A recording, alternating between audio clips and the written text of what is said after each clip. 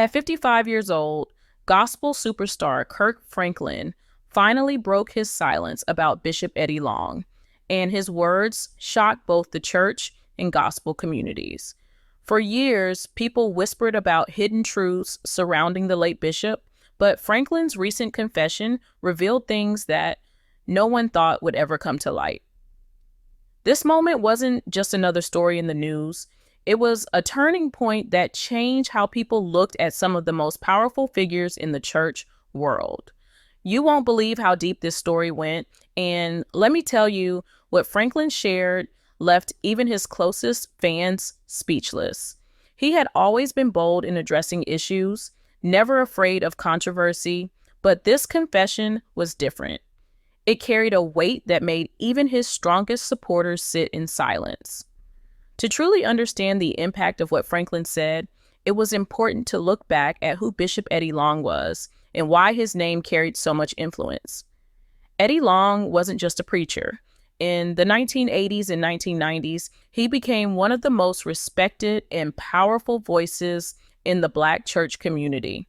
He transformed a small congregation into a mega church with over 25,000 members, becoming a spiritual leader for thousands across America.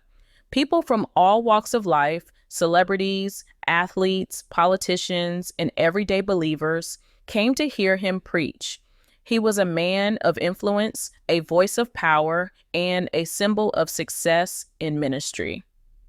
But here is the shocking part. While his public image was strong and polished, behind the scenes, there were whispers that not everything was as perfect as it looked. During this time, Kirk Franklin was becoming a rising star in gospel music. With albums like Kirk Franklin and the Family and God's Property, he changed the sound of gospel and brought it to the mainstream. Franklin admired Bishop Long's leadership and ability to inspire so many.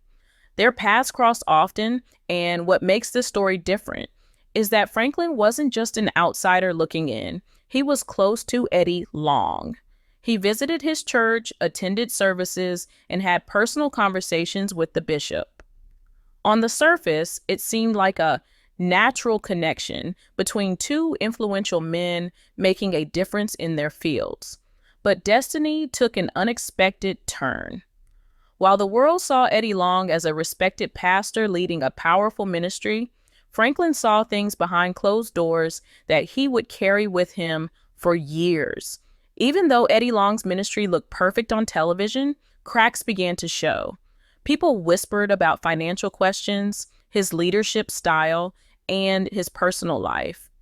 Yet none of this reached the public because Eddie Long was a man of great power and few dared to question him openly. Franklin, who had always valued honesty and transparency, chose to remain quiet at the time, focusing on his own music and ministry. But that silence didn't mean he wasn't troubled. It was during those years that he began noticing troubling patterns, things that made him uncomfortable, but also afraid to speak up. And this is where it gets interesting, because while Franklin kept quiet, the truth he carried grew heavier with each passing year. By the late 2000s, Eddie Long was at the height of his influence. His sermons were broadcast nationwide, and his church was one of the largest in the country. To many, he was untouchable. Yet, behind the glory, whispers grew louder until, in 2010, they turned into one of the most shocking scandals in church history. 4 young men came forward, filing lawsuits against Bishop Long, accusing him of sexual misconduct. They claimed he used his position as a spiritual leader to take advantage of them when they were teenagers and young adults. The craziest part was the level of detail they shared. Stories of private trips, expensive gifts, and manipulation disguised as mentorship. Overnight, Eddie Long's image was shattered. News outlets, talk shows, and even late-night programs covered the story, and the church world was shaken. The scandal divided people. Some stood firmly by Eddie Long, defending him and calling the accusations lies. Others felt betrayed and heartbroken, unable to ignore the disturbing evidence. But what most people didn't realize was how this scandal deeply affected Kirk Franklin, who had seen Eddie Long as a mentor and leader. Franklin's silence during this time confused many fans, but behind that silence was a storm. He had been close enough to witness things that made him question not only the bishop, but also the system of leadership in the church. He had been carrying these secrets for years, and now he was finally ready to reveal them. What he confessed next was even more shocking than the scandal itself. Kirk Franklin's silence during the height of Bishop Eddie Long's scandal was not just a random choice, it was a heavy decision shaped by fear, loyalty, and the pressure of being one of the biggest names in gospel music. While the world debated Long's guilt or innocence, Franklin stayed quiet, and many wondered why. Let me tell you, that silence carried a weight heavier than anyone could imagine. Franklin revealed later that during those years he felt trapped. He was torn between his loyalty to a man he once admired and his duty to speak truth. He understood that if he spoke out too soon, his words could destroy relationships, cost him opportunities, and even endanger his family's safety. What makes this story different is that Franklin's decision wasn't just about him protecting himself. It was about surviving in an industry where speaking against powerful church leaders could cost everything. Behind closed doors, Franklin wrestled with guilt. He admitted that there were nights he couldn't sleep because of the burden of staying silent. He knew the victim's pain was real, and deep down, he wanted to be their voice. But here is the shocking part. Franklin was afraid, not just of backlash, but of losing his platform to minister through music. He had spent years building trust with fans and leaders, and one wrong word could have ended it all. For years, he carried this internal conflict while the church community spiraled into chaos over Eddie Long's scandal. On one side, thousands defended the bishop, calling him a man of God under attack. On the other, people felt betrayed, questioning everything they believed about church leadership. Franklin was caught in the middle, and the silence he chose ate away at him every day. When Eddie Long decided to settle the lawsuits out of court in 2011 without admitting guilt, the questions only grew louder. The settlement left a shadow over his ministry, and while many hoped for answers, none came. Franklin, who had been close enough to see Long's rise and fall, struggled even more. He later confessed that this was the moment his faith in church leadership began to crack. He no longer saw Eddie Long as just a man of faith, but as someone whose choices left scars on an entire generation. Destiny took an unexpected turn for Franklin too, because this experience forever changed how he viewed pastors, leaders, and the culture of the church. This is where it gets interesting. Franklin admitted that his silence wasn't just fear, it was also confusion. He had admired Eddie Long for years, and to hear such accusations about someone he trusted shook him deeply. He described feeling like he was watching a spiritual father fall from grace, and that fall broke something inside him. He said it felt like the church had chosen to protect its image rather than confront the truth. This realization made Franklin question the very foundation of faith leadership. How could a place that preached about truth and healing be so quick to hide pain? Franklin's heart was heavy, and though he was silent in public, his mind was screaming for answers. During this time, Franklin also faced his own personal struggles, which made speaking up even harder. He battled his own demons, including addictions and insecurities, and he didn't feel strong enough to take on a battle with one of the most powerful figures in church history. But as time passed, the guilt of staying quiet grew. The craziest part is that Franklin's silence wasn't seen as strength, but as betrayal by some fans, and this criticism only made him retreat further.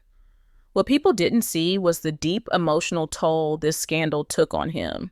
He carried the pain of knowing truths that were never fully spoken, and that pain became a silent wound that would shape his future decisions. As years went by, Eddie Long's health declined, and in 2017, he passed away, leaving behind a complicated legacy. Some mourned him as a hero, while others couldn't forgive him for the pain and confusion his actions caused.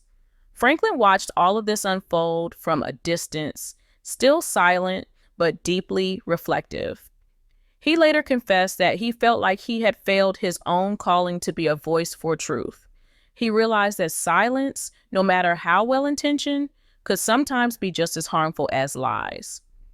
And that is when Franklin started preparing himself for the day he would finally speak out.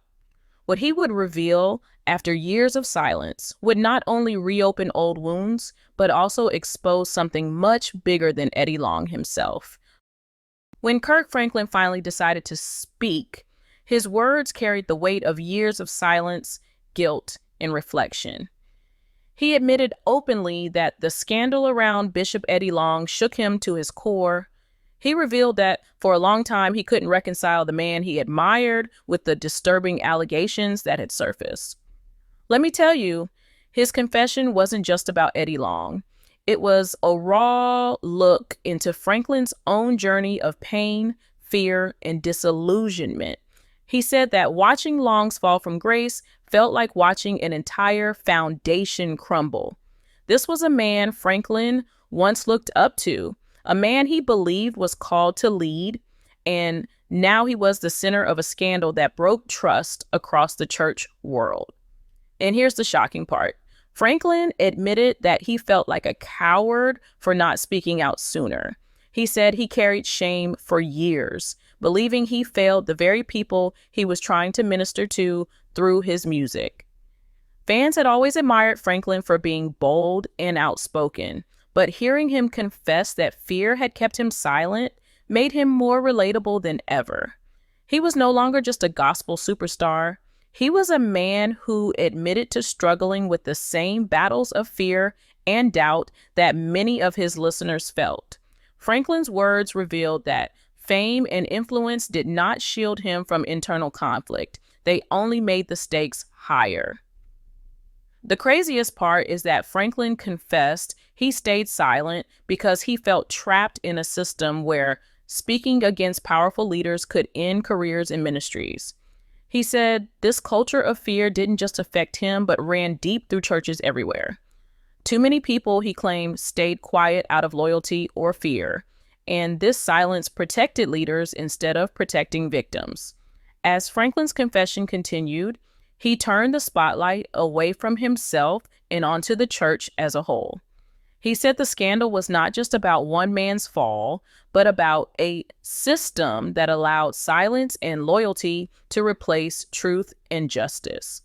He admitted that the Eddie Long scandal made him skeptical of blind loyalty, and it changed the way he viewed leadership forever. Franklin said, "I can't sing about God's grace on stage while ignoring the pain happening in God's house."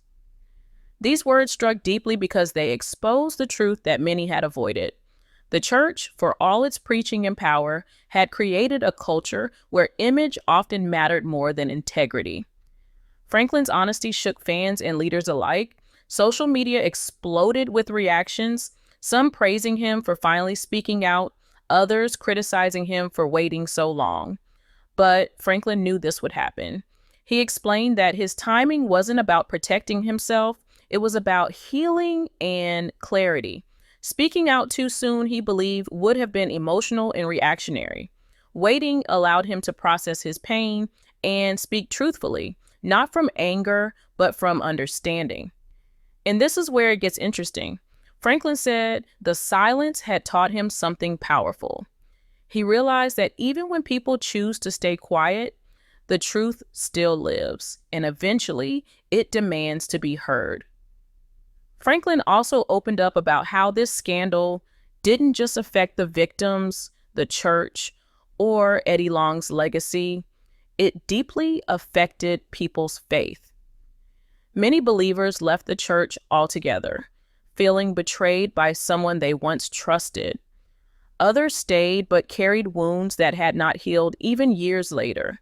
For the younger generation, the scandal became confirmation of their fears, that the church cared more about reputation than accountability. Franklin said this was one of the main reasons he finally spoke. He didn't want his legacy to be one of silence, but one of truth, even if it came late. He said he hoped his words would inspire others to speak out, to challenge leaders when necessary, and to protect the vulnerable. But Franklin's confession didn't end there. He made it clear that Eddie Long's story was just one example of a deeper issue. He described the church as a place filled with amazing faith, but also dangerous secrets. He said that for too long, scandals had been covered up, victims silenced, and leaders protected, all for the sake of appearances. And here's where Franklin's words hit hardest. He said the real scandal wasn't just what happened with Bishop Long, but how the church responded, or didn't respond. That statement turned his confession into a challenge. He wasn't just telling a story from the past, he was daring the church to face its hidden truths and make a change for the future. Franklin's final words on the scandal carried more weight than anything he had said before, because now he wasn't just sharing a story, he was exposing a pattern that had been ignored for too long. He explained that Eddie Long's downfall was not an isolated tragedy, but a mirror showing the church its own failures. He said it wasn't just about one man's mistakes, but about a culture where power, image, and loyalty often outweighed truth. Franklin admitted that this culture of silence had been one of the most damaging forces in the church, and he was done being a part of it. He shared that for years he carried a deep guilt, not just for staying quiet, but for watching how silence became normal in places where justice should have been loud. And let me tell you, Franklin's honesty hit harder than any song he had ever written because it forced people to look inward. He described the emotional cost of the scandal, saying it left behind more than just hurt feelings. It left spiritual scars. He recalled hearing stories of church members who left their faith altogether, not because they lost faith in God, but because they felt abandoned by those they trusted most. He explained that scandals like this don't just ruin reputations, they destroy hope, divide communities, and create deep wounds that often go unhealed. Franklin said that this was what broke his heart the most. Not just Eddie Long's actions, but the way the church responded. Instead of standing with truth, many chose silence. Instead of supporting victims, they supported a name, a title, or a brand. And this is where it gets interesting because Franklin's confession didn't stop at criticism. He offered a challenge. He said the church had a responsibility to do better, to lead with accountability, and to stop covering sin in the name of loyalty. He warned that if these patterns didn't change, scandals like Eddie Long's would keep happening, and more people would walk away from faith altogether. Franklin's voice grew heavier as he revealed that even after Eddie Long's passing, the damage of his actions lived on, and it would take years of honesty, healing, and courage to repair. He said he hoped his confession would not be seen as judgment, but as a wake-up call to everyone who had stayed silent, including himself. He admitted that for too long, fear had controlled him, and this was his way of taking that power back, not for fame, but for truth. Fans and church members reacted strongly to Franklin's boldness. Some praised him for finally saying what needed to be said, while others criticized him, saying he should have spoken sooner. But Franklin didn't shy away from the backlash.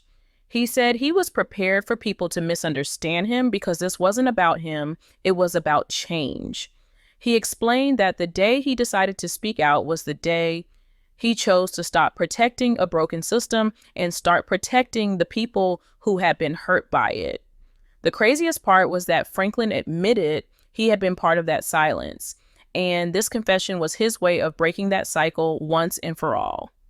In the end, Franklin made it clear that his story about Eddie Long wasn't just about scandal.